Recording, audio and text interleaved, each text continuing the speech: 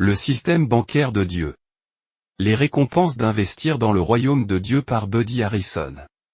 Chapitre 1er. La prospérité. Alors, dit Jésus à ces Juifs qui croyaient en lui, si vous persistez dans ma parole, alors vous êtes vraiment mes disciples.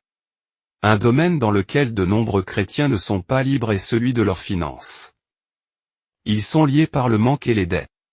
Notre Père Céleste a dit à Abraham qu'il était la très grande récompense d'Abraham, El Shaddai, le Dieu somptueux et extravagant qui offre des cadeaux, qui est plus que capable et toujours prêt à fournir au-delà de toute attente.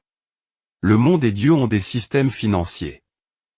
Lorsque vous investissez de l'argent sur la base des principes financiers mondiaux, vous vous attendez à un rendement. Cependant, le système financier mondial est instable, en constante évolution et souvent laissé au hasard. Lorsque vous opérez dans le système financier de Dieu et que vous mettez votre argent dans sa banque, vous le déposez là où le voleur ne peut pas voler et où la mythe et la rouille ne peuvent pas corrompre. Matthieu 6, 20, Luc 12, 33. Le Seigneur nous a appelés à la prospérité, et non à la pauvreté. Il nous a donné le pouvoir, la faveur, la capacité et les principes pour obtenir la richesse. Il a établi une alliance avec nous et désire arrêter de se prouver. Notre discussion sur le système bancaire de Dieu doit commencer par une compréhension de base de la prospérité biblique. Au commencement, Dieu créa le ciel et la terre. Genèse 1, 1. Genèse 1, 1 nous dit clairement que Dieu est le Créateur. Nous n'atteindrons jamais la plénitude de ce que le Seigneur désire pour nous sans comprendre la prospérité biblique. Prospérité de Dieu a un but, et sans le savoir, vous pouvez manquer une grande partie de ce que Dieu veut faire pour vous et à travers vous. Qu'est-ce que la prospérité? Et Joseph fut amené en Égypte, et Potiphar, un officier de Pharaon, chef des gardes, un Égyptien, l'acheta des mains des Ismaélites qu'il avait fait descendre là-bas. Et le Seigneur était avec Joseph, et il était un homme prospère, et il était dans la maison de son maître l'Égyptien. Et son maître vit que le Seigneur était avec lui, et que le Seigneur avait fait prospérer entre ses mains tout ce qu'il avait fait. Genèse 39, 1 à 3. Notez que Joseph était prospère. La nouvelle version King James traduit le mot prospère par réussite. Alors, comment Joseph pourrait-il être qualifié de réussi? La réponse se trouve dans les 5 premiers mots du verset 2, le Seigneur Yahweh était avec Joseph. Joseph et le Seigneur avaient une relation, ils étaient amis. Dieu a donné à Joseph les dons, les grâces, les capacités et les faveurs pour assurer son succès. Le succès et la prospérité nous sont possibles parce que le Seigneur est avec nous. Dans notre pensée naturelle ou mondaine, nous assimilons le succès et la prospérité à l'argent, au pouvoir, au statut social et aux possessions. La prospérité biblique n'est pas basée sur la somme d'argent, les possessions ou les biens immobiliers que vous possédez. Cela commence par votre relation avec le Seigneur. Si vous êtes un enfant de Dieu né de nouveau, alors le Seigneur est avec vous. Jésus a dit aux disciples dans Jean 14, 23, « Si un homme m'aime, il gardera mes paroles, et mon Père l'aimera, et nous viendrons à lui, et ferons notre demeure avec lui. » Nous prouvons notre dévotion à le Seigneur par notre obéissance alors que nous l'aimons et gardons sa parole, ainsi, le Seigneur Père, Fils et Saint-Esprit fait sa demeure en nous. Puisque Dieu est avec nous, nous avons du succès et de la prospérité. C'est ce que j'appelle une pensée puante, une mauvaise attitude, parce que vous vous jugez vous-même et votre situation selon des normes mondaines et charnelles. Lorsque vous êtes en Christ, vous avez du succès et de la prospérité. Peu importe où vous habitez, le Seigneur est votre protection et votre promotion. Il se peut que la réalité de ce succès ne se soit pas manifestée totalement dans le naturel, mais Dieu vous voit prospère et prospère. Il vous voit assis dans les lieux célestes en Jésus-Christ. Éphésiens 2, 6, le Seigneur vous voit assis avec Jésus à sa droite où il y a des plaisirs pour toujours, Psaume 16, 11. Pour voir votre de cette façon, vous devez éliminer les attitudes et les schémas de pensée erronés et commencer à fonctionner comme le roi et le prêtre que Dieu vous a appelé à être. La clé du succès et de la prospérité commence par la reconnaissance de qui est en Christ. Or, le Seigneur avait dit à Abraham, « Sors de ton pays, de ta parenté et de la maison de ton père, vers un pays que je te montrerai. Et je ferai de toi une grande nation et je te bénirai et je rendrai ton nom grand, et tu pourras bénir, et je bénirai ceux qui te béniront, et je maudirai celui qui te maudira, et toutes les familles de la terre seront bénies. » Genèse 12, 1-3. Le Seigneur a parlé à Abraham et lui a dit de quitter son pays. Puis, il a fait à Abraham une grande promesse. Le Seigneur n'a pas promis de ne bénir qu'Abraham. Nous savons que Jésus a finalement accompli cette prophétie. Les bénédictions ne se sont pas arrêtées avec Abraham, ni même avec sa famille immédiate. De Dieu pour la prospérité et que, lorsqu'il vous bénit, vous puissiez être une bénédiction pour les autres. Si vous ne bénissez pas les autres, vous n'êtes pas bibliquement prospère. Il y en a qui s'éparpillent, et pourtant, ils augmentent, et il y en a qui, avec plus d'âge qu'on en rencontre, mais qui tendent à la surveiller. Proverbe 11, 24-26. La prospérité biblique n'est pas basée sur l'accumulation de masse. Nous voyons que la définition de la prospérité dans l'Ancien Testament est que Dieu est avec vous et qu'il vous a béni afin que vous puissiez bénir les autres. Cette même définition de la prospérité se trouve dans le Nouveau Testament. Et Dieu est capable de faire abonder toute grâce envers vous, afin que vous, ayant toujours toute suffisance en toutes choses, vous puissiez abonder en toute bonne œuvre. 2 Corinthiens 9, 8. Remarquez les mots qui englobent tout dans ce passage, tous, toujours et tous. Cela signifie que rien n'est laissé de côté.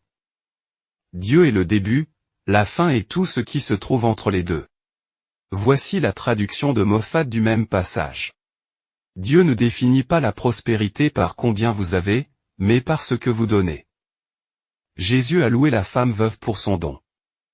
Bien qu'elle n'ait donné que 2 mites, une très petite somme d'argent, Jésus a dit qu'elle a donné plus que tous les autres parce qu'elle a donné tout ce qu'elle avait. Marc 12, 42-44. Luc 21, 2-4. C'est là que vous devez changer votre façon de penser et votre confession. Si vous donnez des dîmes et des offrandes, quel que soit le montant que vous donnez, vous êtes prospère.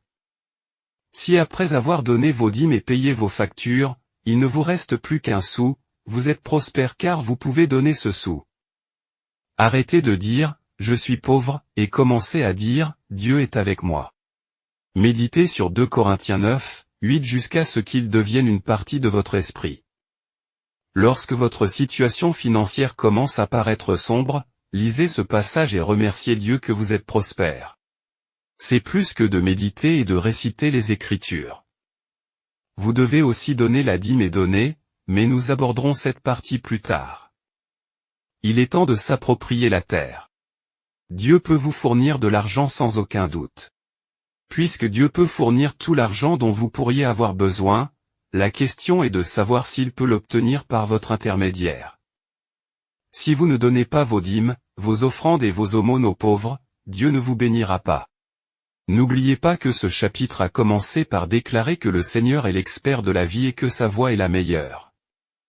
Lorsque vous refusez d'obéir, vous dites que la voie de Dieu n'est pas la meilleure. La prospérité biblique a suffisamment satisfait vos besoins et beaucoup de reste pour bénir les autres. Connaître la volonté de Dieu pour la prospérité. Bien-aimé, je souhaite par-dessus tout que tu prospères et que tu sois en bonne santé, même si ton âme prospère. Les bénédictions de la prospérité financière ne nous parviendront que lorsque notre âme, notre esprit, notre volonté et nos émotions prospérera. Pour accéder à la plénitude de ce que Dieu a pour nous, notre esprit doit être renouvelé quotidiennement à la parole de Dieu, 1 Corinthiens.2, 6-16, Philippiens.2, 5. L'objectif d'un chrétien doit être d'être d'accord avec la volonté de Dieu. Mais cherchez d'abord le royaume de Dieu et sa justice, et toutes ces choses vous seront ajoutées. Matthieu 6, 33. Remarquez que Dieu ajoute de bonnes choses à nos vies. Il fournit de la nourriture, des boissons, des vêtements et un abri. Cependant, nos priorités doivent être en ordre. Le Seigneur est le Dieu de l'augmentation et de l'abondance. Dieu veut que son peuple, son Église, soit dynamique et glorieux. Ainsi le roi désirera grandement ta beauté, car il est mon Seigneur, et tu l'adoreras. Et la fille de Tyr sera là avec un don, même les riches du peuple seront en ta faveur. La fille du roi est toute glorieuse à l'intérieur, son vêtement est d'or ouvré. Psaume 45, 11 à 13. Jésus est le roi des rois. Nous sommes les enfants de Dieu. Nous pouvons déclarer que nous sommes de Dieu. Dieu est notre toute suffisance. Trop souvent, nous ne percevons pas que Dieu s'intéresse à notre prospérité. Le verset suivant des Écritures établit la volonté du Seigneur. Qu'il crie de joie, et qu'il se réjouisse, qui favorise ma juste cause, oui, qu'il dise continuellement, que le Seigneur soit magnifié, qui s'amuse dans la prospérité de son serviteur. Psaume 35, 27. Cette écriture déclare clairement que Dieu prend plaisir à la prospérité ou au succès de ses serviteurs. Si la prospérité était contre la volonté de Dieu, il n'aurait aucun plaisir pour nous. C'est elle qui donne le pouvoir de s'enrichir. Deutéronome 8, 18.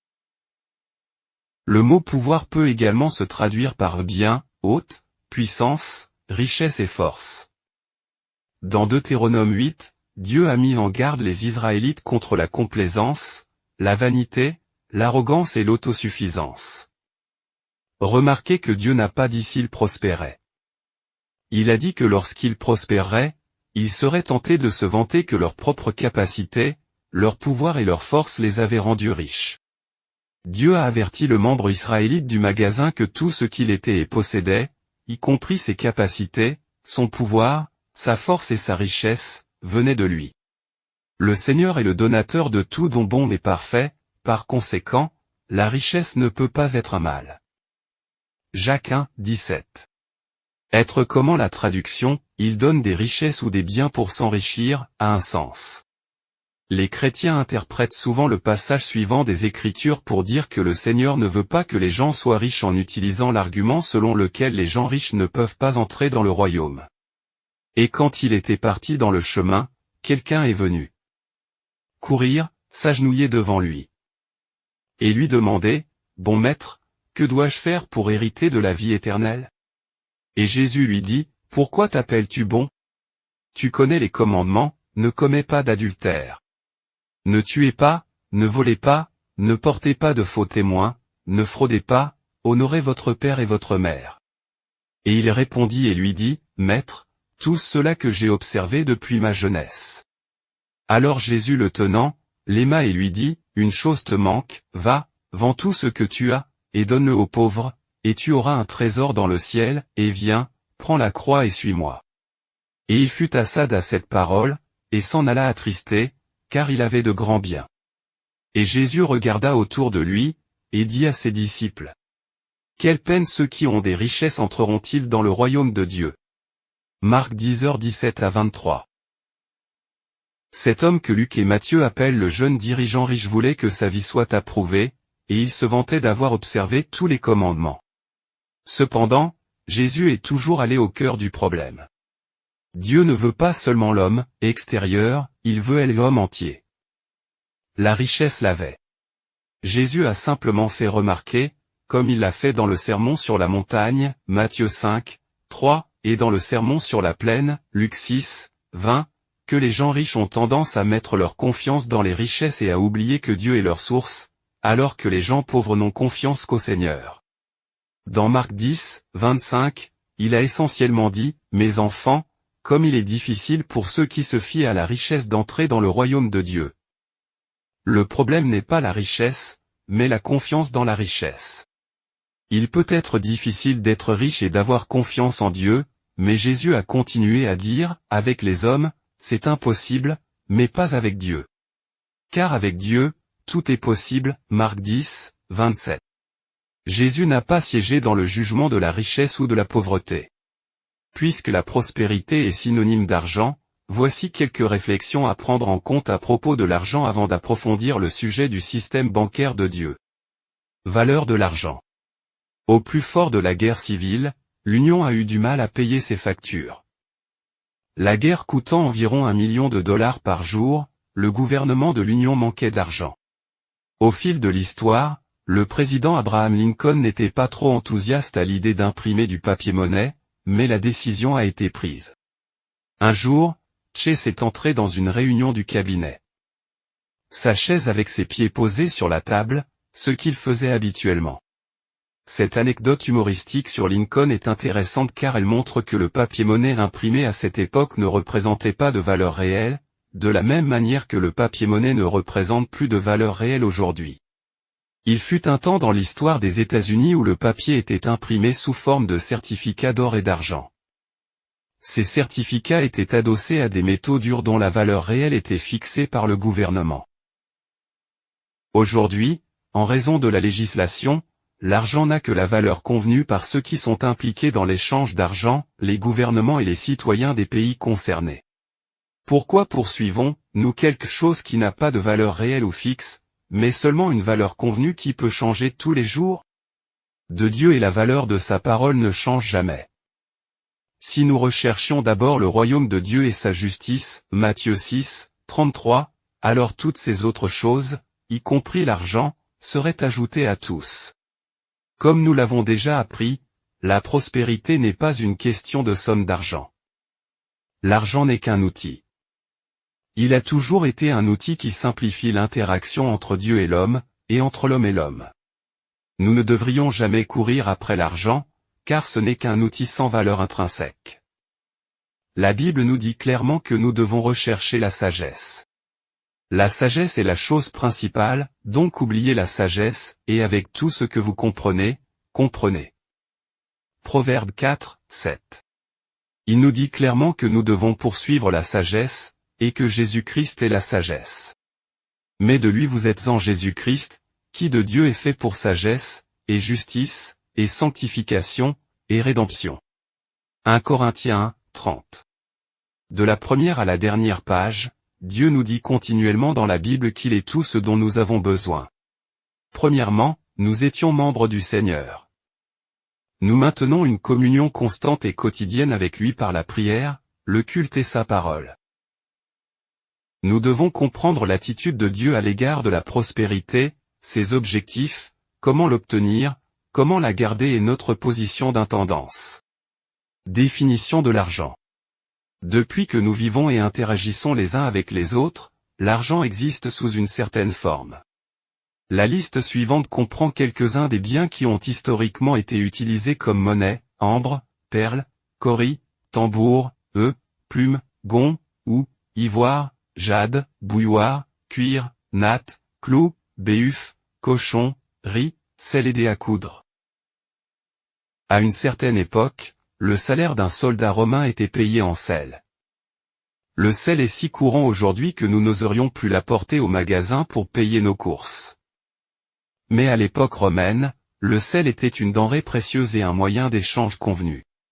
La Bible nous dit qu'Abraham était très riche en bétail, en argent et en or. Genèse 13, 2. Pharaon a donné à Abraham des moutons, des béhufs, des ânes, des chameaux et des serviteurs. Nous pouvons donc voir qu'Abraham avait à la fois des animaux et des métaux précieux à échanger avec les autres. Quand Abraham eut besoin d'un endroit pour enterrer sa femme Sarah, il acheta un champ à Éphron pour 400 shekels d'argent. Aujourd'hui, pour la plupart des sociétés, la monnaie est constituée de papier, titres de propriété, actions et obligations, contrats, titres de voiture, etc. Quel est le but d'un moyen d'échange? Personne ne peut produire tout ce dont il a besoin.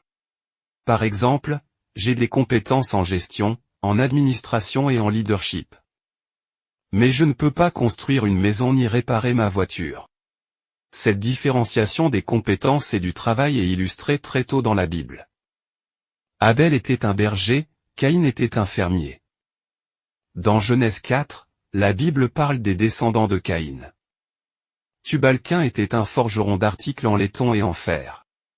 Depuis les temps anciens, les gens ont fait du commerce pour obtenir ce dont ils avaient besoin. Lorsqu'un individu produisait plus qu'il ne pouvait utiliser ou troquer, il devait convertir le surplus en une forme qui ne périrait pas ou ne perdrait pas de valeur avec le temps. Dans le passé, le transport de produits, d'animaux ou d'autres biens était difficile. Et ce qui avait de la valeur dans une société ne l'était pas nécessairement pour une autre. Dans son livre A History of Money, l'auteur Glenn Davis cite un exemple qui démontre la difficulté liée au troc. Il semble que dans les années 1800, une chanteuse d'opéra française ait donné un concert dans les îles de la société. Au fur et à mesure que la société devenait plus complexe et que les besoins personnels augmentaient, l'argent remplaçait le plus souvent le troc. Lors du culte au temple, les Juifs étaient tenus d'apporter des dîmes et des offrandes au temple de Jérusalem. Étant donné que tous les Juifs vivaient à Jérusalem et que les voyages vers Jérusalem étaient dangereux dans de nombreux cas et que le transport réfrigéré n'avait pas encore été inventé, les Juifs pouvaient échanger leurs produits ou leurs offrandes animales contre une forme d'argent. Une fois arrivés à Jérusalem, ils pouvaient acheter les céréales ou les animaux nécessaires avec leur forme d'argent. Sans un tel moyen d'échange, une société ne fonctionnera pas efficacement ni efficacement. Ainsi, l'argent n'est ni bon ni mauvais. Argent n'a pas sa propre personnalité ou valeur morale. Il dépend de la personnalité de son utilisateur. Charnel entre pour utiliser l'argent pour gagner en stature, en prestige, en pouvoir et en paix, mais ces égalités ne viennent que de Dieu. Argent, en tant qu'outil, représente votre vie. Vous avez échangé votre temps, votre talent et votre énergie contre une compensation monétaire. Puis, à son tour, l'argent aspiré, si vous êtes un chrétien avisé, est utilisé pour adorer Dieu et pour prendre soin de vos besoins. La prospérité n'est pas le mal. Ézéchiel 28 est un passage intéressant de l'Écriture. Selon la loi de la double référence, certains théologiens affirment que ce passage fait référence à Lucifer, l'ange qui est devenu le diable. Tu es le chérubin oint qui le couvre, et je l'ai placé ainsi. Tu étais sur la montagne sainte de Dieu, tu as marché de haut en bas au milieu des pierres de feu. Tu as été parfait dans tes voies depuis le jour où tu as été créé jusqu'à ce que l'iniquité ait été trouvée en toi. Par la multitude de tes marchandises, ils t'ont rempli de violence, et tu as péché. Ton cœur s'est élevé à cause de ta beauté, tu as corrompu ta sagesse à cause de ton éclat, je te jetterai à terre, je te mettrai devant des rois, afin qu'ils te voient. Tu as souillé tes sanctuaires par la multitude de tes iniquités, par l'iniquité de ton trafic, c'est pourquoi je ferai sortir un feu du milieu de toi, il te dévorera, et je te mettrai en cendres sur la terre à la vue de ceux qui te contemplent. Ézéchiel 28, entre 14 et 18. Lucifer a été chassé du ciel parce qu'il a essayé d'acquérir quelque chose qui ne lui appartenait pas.